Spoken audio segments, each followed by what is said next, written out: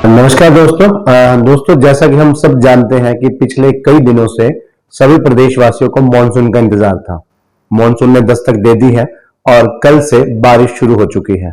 आज धर्मनगरी कुरुक्षेत्र में सुबह 8 बजे के करीब बारिश शुरू हुई, जो लगातार 12 बजे तक कभी धीमी तो कभी तेज गति से चलती रही। ऐसे में इस बारिश ने जहां आम जनता को, हर कुरुक्षेत्रवासी को राहत दी, मौसम में बदलाव आया, मौसम में ठंडक आई, वहां लोगों की एक परेशानी भी बढ़ी। परेशानी बढ़ी इसलिए कि पूरा शहर पानी से लबालब हो गया।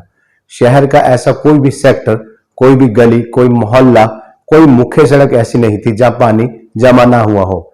अगर हम बात करें पिपली से कुरुक्षेत्र विश्वविद्यालय की सड़क की ओर, तो सबसे पहले जो पिपली और कुरुक्षेत्र विश्वविद्यालय की ओर जो मुख्य सड़क का निर्माण हो रहा है, इस सड़क निर्माण में सड़क के एक ओर जहां सड़क बन चुकी है और दूसरी ओर ढलान है, उस ढलान के चलते कई दुकानों में पानी प्रवेश कर गया, जिसके कारण दुकानदारों को नुकसान हुआ। दुकानदारों ने खुद हमें उनकी वीडियो भेजी है कि उनकी दुकानों के अंदर पानी चला गया, जिसके कारण उन्हें नुकसान हुआ। उनकी दुकानदारी आज ठप बराबर हो गई और ये बारिश अगले 3-4 दिन चलेगी। ऐसे में आने वाले कई दिनों तक अब उनकी दुकानों पर ग्राहक चढ़ने की कोई उम्मीद नहीं है, क्योंकि बारिश के कारण लोग वैसे भी घरों से बाहर नहीं निकलेंगे, क्योंकि सड़कों में पानी भर चुका है। कई जगह सीवरेज जाम है, जिसके कारण पानी बैक मार रहा है। गंदा पानी सड़कों पर इकट्ठा हो चुका है, निकासी का कोई प्रबंध नहीं है। ऐसे में अब दुकानदारों को इस बात की भी चिंता सताने लगी है कि जब तक ये बारिश चलेगी, उनकी दुकानदारी अब लगभग ठप रहेगी। अगर अम्बेडकर चौक की बात करें तो अम्बेडकर चौक पर एक वीडियो जो दुकानदार शुभम स्टील है उन्होंने भेजा कि अम्बेडकर चौक पर सड़क का लेवल नीचा होने के कारण उनकी दुकान में पानी घुस चुका है। मिस्त्री अब काम करने लायक नहीं रहे कि बारिश पानी जो भर चुका है दुकान के अंदर, अब वो कहां उस पानी में बैठ के कैसे काम करेंगे।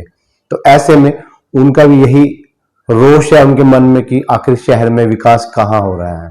क्या यही विकास है जो उनके काम में बाधा बन रहा है, उनकी दुकानदारी में बाधा बन रहा है।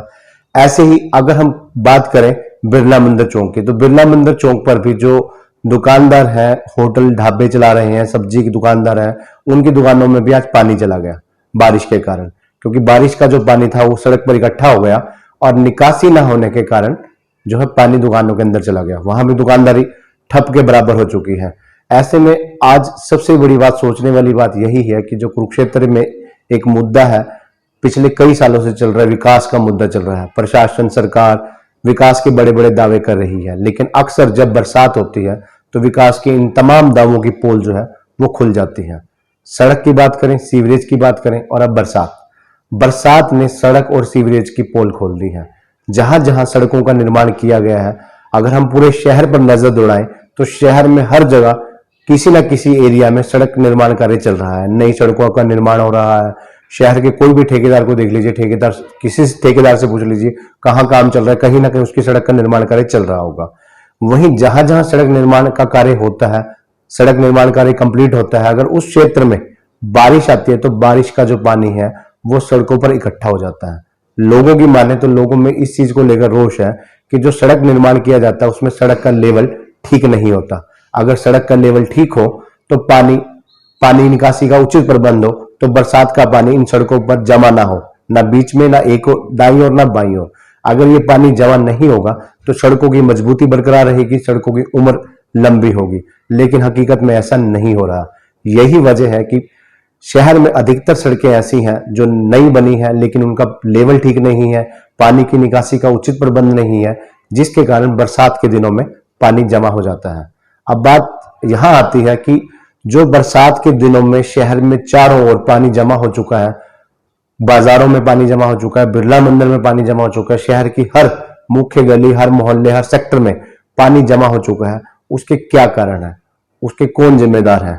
कहीं ना कहीं अगर हम बात शुरुआत छोटी कड़ी से शुरू करते हैं तो सबसे पहले ये जिम्मेदारी जो है कहीं जनता को, जनता में हम खुद भी आते हैं, हमें भी वो जिम्मेदारी लेनी पड़ेगी कि जो सीवरेज ब्लॉक होते हैं, नालियां ब्लॉक होती हैं, नाले भर जाते हैं, नालों में गाद जमा हो जाते हैं, कहीं ना कहीं उसकी वजह हम भी हैं।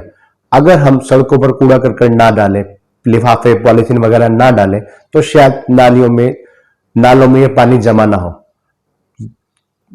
इसकी मुख्य वजह हम लोग, कहीं ना कहीं जिम्मेदार हम भी हैं।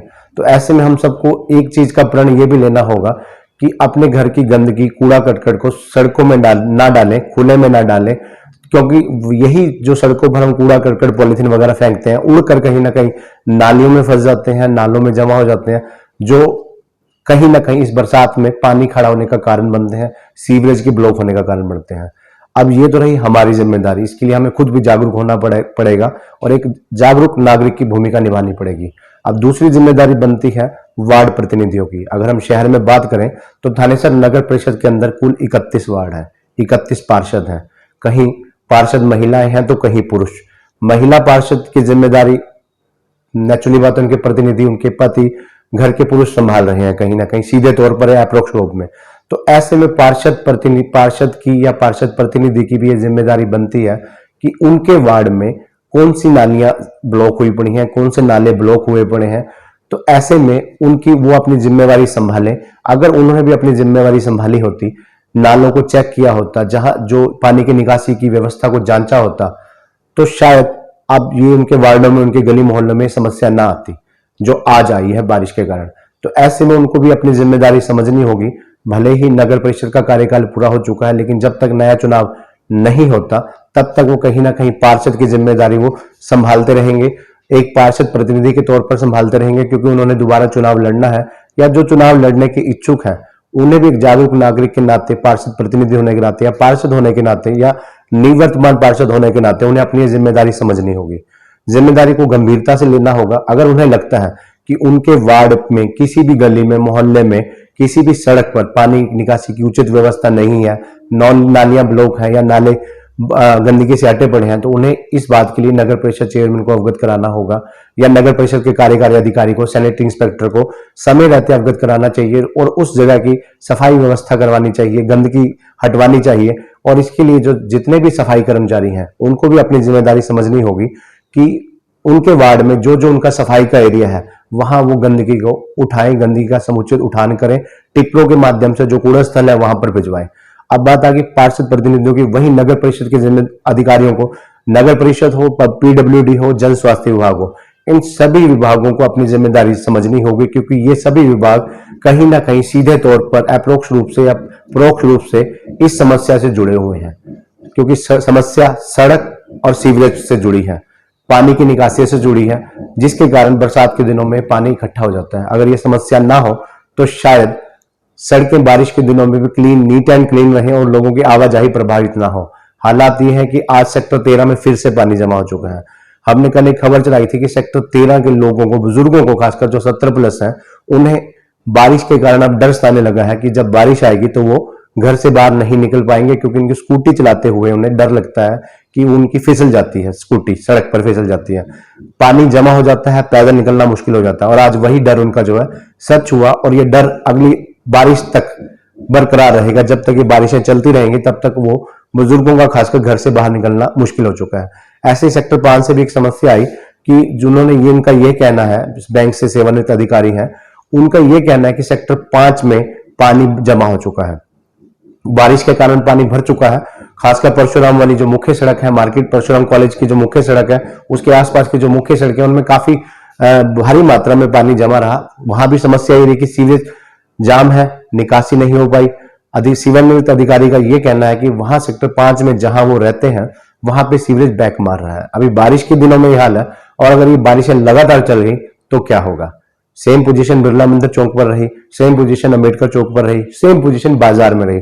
बाजार में छोटा बाजार, नया बाजार, सीकरी चौक से लेकर कच्चा घेर तक की जो गली है, या मोहन नगर, हम मान के चलें कि मोहन सिनेमा, जो पुराना मोहन सिनेमा हुआ करता था, खालसा बेकरी जहां तक, वो पूरा बाजार सीकरी चौक से खालसा बेकरी तक पानी इतना लबालब भर जाता है। और हर बार ये नजारा होता है। अगर बारिश से कुछ दिन पहले, ये बारिश तो कल शुरू हुई है, लेकिन इस बारिश से कुछ दिन पहले तक सोशल मीडिया पर पुरानी फोटो वायरल हो रही थी कि अगर बारिश आएगी तो बाजार में ये नजारा होगा। व्हाट्सएप कई ग्रुपों में वो फोटो चली, और हकीकत में आज वही दृश्य दोबारा से हो गया। वो फोटो ऐसा नहीं है कि नेताओं ने ना देखी हो, अधिकारियों ने ना देखी हो, कर्मचारियों ने ना देखी हो, सब ने वो फोटो देखी, सब ने उस फोटो को मजाक के रूप में लिया, लेकिन ये नहीं सोचा कि ये वही मजाक जिसे हम मजाक को एक तौर पर ले रहे हैं, फाइल फोटो के तौर पर ले रहे हैं, वो आज फिर हकीकत के रूप में होगी। सरस्वती कॉलोनी से एक शख्स ने वीडियो भेजी कि पूरी सरस्वती कॉलोनी जो है पानी में डूब चुकी है। अब बात करें अगर अधिकारियों की, तो अधिकारियों ने भी तमाम इस बारिश से पहले कई मीटिंगें हुई, प्रेस नोट जारी किए गए कि बारिश मानसून को लेकर नालों की सफाई की जा रही है, पानी निकासी के समुचित प्रबंध कर दिए गए हैं, इस बरसात के मौसम में पानी इकट्ठा नहीं होगा। जिन भी अधिकारियों ने ये दावे किए, मीटिंगों में जो जो कर्मचारी शामिल हुए, जो जो अधिकारी शामिल हुए, उन सबकी जिम्मेदारी बनती है। लेकिन जो आज समस्या पैदा हुई है, लगता नहीं कि शायद किसी ने अपनी जिम्मेदारी को गंभीरता से लिया होगा या उस कार्य को गंभीरता से पूर्ण किया होगा। क्योंकि अगर उस विषय को गंभीरता से लिया होता कि बारिश आने वाली है, जल निकासी की समुचित व्यवस्था हो, और अगर उस विषय को गंभीरता से लेकर उस पर काम किया गया होता, अमली जामा पहनाया गया होता, नालों की सफाई कराई गई होती, सड़कों, हर सड़क से, हर सेक्टर से जो सीवरेज ब्लॉक हो चुके हैं, उन ब्लॉक सीवरेज को ठीक किया गया होता, चालू किया गया होता, और सड़कों पे पानी के ठहराव के कारण बरसाती पानी की निकासी का उचित व्यवस्था की गई होती, तो शायद आज ये स्थिति ना होती। अब लोगों का यह भी कहना है, शहर में कोई भी विकास कार्य होता है, कोई समस्या होती है, तो बात घूम फिर कर नगर विधायक सुभाष सुधा पर आती है। विधायक सुभाष सुधा पिछले 2 प्लान से एमएलए हैं। हर वार्ड की विकास को लेकर पार्षदों के संपर्क में लगातार रहते हैं, उनकी बैठकें लेते रहते हैं, और जो पिपली से कुरुक्षेत्र मुख्य सड़क का निर्माण कार्य हो रहा है, उस सड़क निर्माण कार्य में भी लगातार निरीक्षण करते हैं, अप टू डेट लेते रहते हैं, अधिकारियों को फटकार भी लगाते हैं, लेकिन फिर भी कहीं ना कहीं वो निर्माण कार्य ढीला चल रहा है। विधायक सुभाष सुधा जी को भी इस विषय को गंभीरता से लेना होगा कि पिपली 3rd गेट से लेकर पिपली जो तक सड़क निर्माण कार्य चल रहा है, उस निर्माण कार्य को जल्द से जल्द करवाया जाए। इसके लिए भले ही वो व्यक्तिगत रूप से मुख्यमंत्री जी को इस विषय को लेकर गंभीरता से उनके मामला संज्ञान में लाए, भले ही उप मुख्यमंत्री दुष्यंत चौटाला जी का डिपार्टमेंट है, उनके इस मामले को संज्ञान में लाए, ताकि ये सड़क निर्माण कार्य जल्द से जल्द पूरा हो। ये सड़क निर्माण कार्य जो है एक बहुत बड़ा गंभीर विषय बन चुका है, विपक्ष के निशाने पर है, सत्ता पक्ष भी खुद इस बात से परेशान है, चाहे उनके करीबी हैं, चाहे भाजपा सत्ता पक्ष से जुड़े भाजपा के कार्यकर्ता हैं, चाहे वो किसी बिजनेस में है, नौकरी में है, या किसी भी पेशे में है, उन्हें भी इस सड़क के कारण आवाजाही में परेशानी होती है। खासकर बरसात के दिनों में सड़क पर कई जगह खड्डे हैं, निर्माण कार्य बड़ा कछुआ चाल चल रहा है। इस विषय को भी गंभीरता से लेना होगा। आज खुद विधायक सुभाष सुधा के आवास की जो गली है, जिस पर उनका अपना निवास स्थान भी है, आशीर्वाद नर्सिंग होम भी है, वो सड़क भी आज बारिश के दिन में पूरी तरह डूबी नजर आई। खुद विधायक सुभाष सुधा का जहां आवास है, वहां भी बरसाती पानी के निकासी की उचित व्यवस्था नहीं थी। तो ऐसे में पूरे शहर के विकास के दावे हम कैसे कह सकते हैं कि पूरे शहर में जो है कर्मचारियों ने, अधिकारियों ने पानी निकासी की समस्या को समाधान करने के लिए इनको गंभीरता से लिया होगा। ऐसे में अब विधायक सुभाष सुधा को, जिला प्रशासन के बड़े अधिकारियों को इस बात पर मंथन करना होगा कि इसकी आखिर क्या वजह है, इसका जिम्मेदार कौन है। और अब हमारा तो ये मानना है कि अब मंथन नहीं बल्कि एक्शन लेना होगा। इस विषय में बरसाती पानी की निकासी को लेकर जिन कर्मचारियों ने, जिन नगर प्रतिनिधि ने, जिन कर अधिकारियों ने लापरवाही बरती है, उनके खिलाफ एक्शन होना चाहिए, ताकि भविष्य में आने वाली बारिश में और आने दिनों वाली में जो बारिश होगी, उस बारिश के कारण लोगों को परेशानी ना हो, और भगवान ना करे कि कोई इस बारिश के कारण जहां जहां सड़कों में खड्डे हैं, पानी भरा हुआ, खड्डों में पानी भर जाता है और वाहन चालकों को दिखाई नहीं देता कि ये सड़क है या सड़क गड्ढे में पानी भरा हुआ है। और ये जो गड्ढों में जो पानी भर जाता है, ये अक्सर दुर्घटनाओं का कारण बनता है। तो हम भगवान से प्रार्थना करते हैं कि ऐसी कोई अनहोनी घटित ना हो, बारिश के कारण ना हो, सड़क की बुरी हालत के कारण ना हो, गड्ढों के कारण ना हो। इसके लिए अधिकारियों को, विधायक महोदय को, सांसद महोदय को गंभीरता से मंथन करने के बजाय अब एक्शन लेना होगा कि जो लापरवाह, जिन लोगों ने, जिन कर्मचारियों ने, जिन अधिकारियों ने ऐसे मामले में लापरवाही बरती है, उनके खिलाफ एक्शन होना चाहिए, ताकि इस समस्या आज बारिश के कारण पैदा हुई है, दोबारा ना हो, उसका परमानेंट हल निकल सके। धन्यवाद।